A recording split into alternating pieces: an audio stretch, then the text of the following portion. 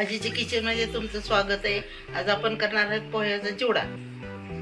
त्याचं मी तुम्हाला साहित्य सांगते. पोहे, मीठ, हळद, तिखट आणि हिंग. मी कढईमध्ये पोहे टाकते. आपण हे 5 मिनिटं असे पोहे भाजून घेऊया.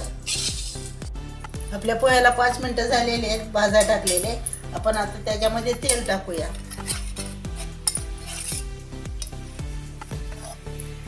एक पळी तेल टाकते.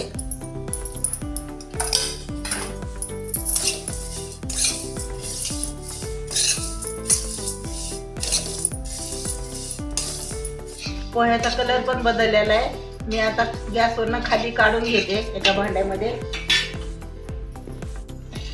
ओतून काढते.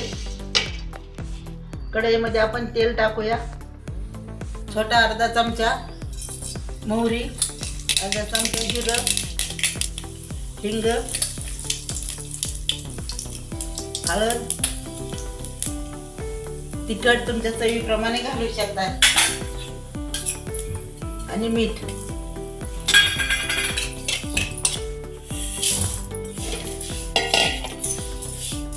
आणि हे सगळं आपण मिश्रण एकत्र करून घेऊया.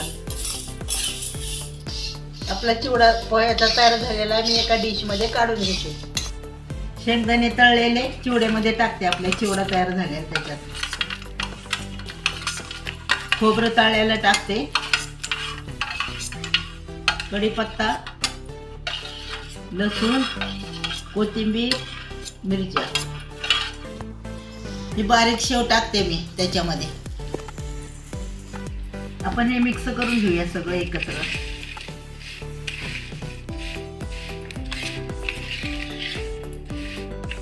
आपल्या भाजलेल्या पोह्याचा चिवडा तयार झालेला. तुम्ही घरी करा, खा आणि मला नक्की सांगा.